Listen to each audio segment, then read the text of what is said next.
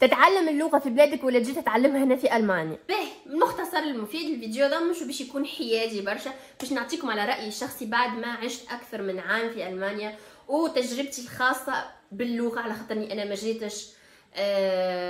بالA 2 ولا بالA1 جيت بالB 2. دونك نعطيكم على التجربة متاعي اون جينيرال شنو الحاجات اللي نجم نقدمها لكم انتم تستنفعوا بها او ميم طون. اذا كان انتم حايرين يا اخي زعما نقرا اللغه في تونس والا نقرا دوب المينيموم اللي هو الاتسفاي ومن بعد نجي لالمانيا، اما خير.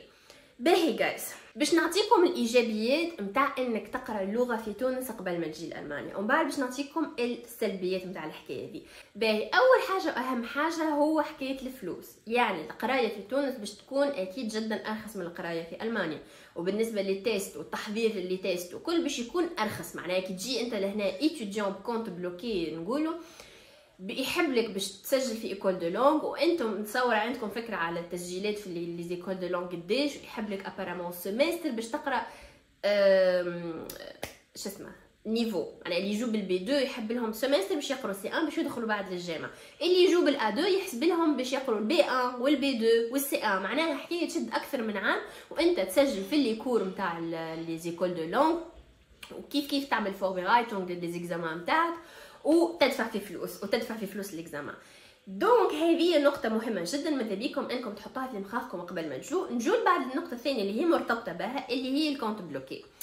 يعني تنفسر لكم شنو قصدي بالكونت بلوكي. اذا كان انتم مثلا دي ستوديون وجايين لهنا لالمانيا عندكم كونت بلوكي باش يكفيكم عام، تخيلوا انتم انكم تجوا مثلا عندكم البيت سباي، نقولوا مثلا وفي احسن حاله انكم تجوا عندكم السي 1. ما نعرفش شكون الحق عنده تجربه بانه جاب السي 1، انا خاطر انا جيت بالبي 2 دونك نعطي فيكم في التجربه نتاعي. مي نتصوروا انكم جيتوا بالبي 2 يحب لكم سيمستر زون سيمستر باش تكملوا سي 1 وتعدوا ليكزامان وتهزوا الشهاده نتاعكم، ومن بعد سيمستر اخرى تدخلوا فيها تقروا تبدوا في الجامعه وكذا. يعني اذا كان انتم تجوا بالا 2 يحب لكم كما قلت لكم اكثر من عام وانتم تقروا في اللغه، دونك الكونت بلوكي يعني نتاع العام بطبيعته باش يكمل وانت تقرا في اللغه وما زلت اصلا ما بديتش تقرا في الجامعه. يعني بوتيتر اللي مثلا باش يهز كيلكو سوا شنو الفيليير اللي باش تقروها، اكيد اول مره باش تكون حاجه صعيبه شويه، بوتيتر باش تقرا بالالمون باش تكون حاجه مختلفه، باش تقرا في الجامعه بوتيتر اللي ما جربوش يقروا في الجامعه في تونس باش تكون حاجه كيف ما قلت لكم مختلفه على الليسي وعلى الباك وكل. دونك بطبيعتها الحكايه دي بدات تسبب شويه قلق لبرشا عباد انه ما يلقاش وقت باش يخدم او ميم طون يقرا سورتو في السمستر الاول نقولوا. دونك il vaut mieux نقول لكم انه ماذا بكم اذا كان انتم ما زلتوا معنا ما وصلتوش مع هذيك انكم تخلوا الفلوس نتاع الكونت بلوكي باكثر وقت ممكن للجامعه، على الاقل السمستر الاولى تدخلوا شويه في الجامعه شويه في القرايه شويه في الجو نتاع لي ماتيير لي بروف سيستم تاع الجامعه وما الى ذلك، انكم على الاقل تحسوا روحكم مرتاحين ماشكم تحت ضغط نتاع انه باهي لازمني نخدم تو كيفاش. سورتو انه الخدمه اول مره بالنسبه لنا حنا اللي في تونس اللي ما جربناش الخدمه ما نعرفوش سيستم الخدمه، فما عرفتوا عباد توهق عباد ما تعرفش عباد توحل عباد يجيها نوع نتاع ستريس، ما يعرفوش السيستم تاع الخدمه ما يعرفوش الخلاص ما يعرفوش. دونك ايفو ميو انكم تخلوا مخاخكم شويه محلوله للقرايه في الاول ومن بعد تجي الخدمه وما الى ذلك وما الى ذلك. وفما حاجه ما نعرفش انا، اذا كان عندكم اي فكره على ماذا بيا تكتبوا لي في الكومنتات باش حتى اللي ما يعرفش ينجم يستنفع منها، انه هو ابارامون فما وقت معين بعده الكونت يولي بلوكي ما تنجمش تستعمل منه الفلوس. ابارامون لازمك في ظرف معين تعطيهم القبول نتاع الجامعه وانك كملت التيست، اما اذا كان مثلا تفشل فيه وتعاود ولا حاجه كيف من هكا الكونت بلوكي يبقى بلوكي حتى لين تدخل للجامعه. فهذا كيف من هكا مش متاكده منها، اذا كان عندكم المعلومه ماذا بيا تشاركوها معايا. باهي نجو بعد النقطه اللي بعد اللي هي حكايه الخدمه. حكايه الخدمه هي حاجتين بالنسبه للستوديون اعطيتكم 10 حاجتين بالنسبه للستوديون، اللي هي الخدمه بالنسبه للجماعه اللي جايين يعملوا بريباراسيون ديتود، وبالنسبه للجماعه اللي جايين يعملوا في ايتود كيف ما انا جيت. باهي فما دي ليميت نتاع سوايع ابارامون ومشني متاكده على خاطر ما كانتش عندي التجربه انه الجماعه اللي يجوا بريباراسيون ديتود عندهم 10 سوايع في الاسبوع خدمه، ومشني متاكده اللي عندها الفكره المؤكده يكتب هنا في الكومنتات باش الناس الكل تستنفع. بالنسبه للجماعه اللي جايين تو باش يدخلوا يقروا في الجامعه عندهم 20 ساعه، دونك 20 ساعه ديجا مع الجامعه حسب تجربتي معناها بالكدا فهمتوا. دونك انتم او ميم طون تجو تقروا في تجو معناها من غير لغه نوعا ما بالا 2 مينيموم، وتبدو حاجتكم بخدمه. وباش نقول لكم يعني صحيح ما نحبش نطيح لكم مورال ولا حاجه، اما حتى كاين فما مثلا انا خدمت يبدو معايا جماعه يخدموا مثلا ما ينجموش يحكوا بالالمو خلاص، هي مش مشكل، تنجم في الحالات القصوى انك تنجم تلقى حاجه تدبر بها راسك، مي راهي مش باش تكون مريحه اكثر وخير من انك تبدا عندك لغه، فهمتوا؟ اكيد تبدا عندك لغه باش تلقى حاجات ما خير. حتى في المطعم بيده ولا في معناها كيلكو سوا وانت تخدموا بيتزاريه ولا اللي هو في الاول بيان سور هكا يكون الوضع انه تكون خير، تبدا تحكي اللغه مثلا نجم نحطوك في الكاسه انت اللي تبيع كذا، انت تبدا تحكيش لغه مثلا اوكي تغسل الماعون، مع اني انا كنت نعرفهم الكل راهو، اما جوست حبيت نفسر لكم انه راهو حتى كي باش تمشي المطعم ما يساعدش انك تبدا تحكي كلمتين بالسيف، يعني ماذا بيكي سبحان الله كيلكو سواء باش تخدم باش يكون عندك علاقه بالعباد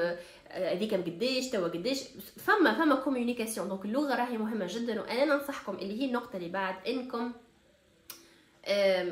تحاولوا الماكسيموم تقروا اكثر نيفو ممكن في تونس على النقاط اللي حكيتها لكم قبل الكل. والنقطه هذه اللي هي انكم باش تسهل عليكم التعامل مع العباد وفهمين العباد وفهمين برشا حاجات، تراي يوخر تراي يبطل مش باش يجي، باش تسال حاجه في البوسطه، باش تبعث حاجه في البوسطه، باش تستلم حاجه،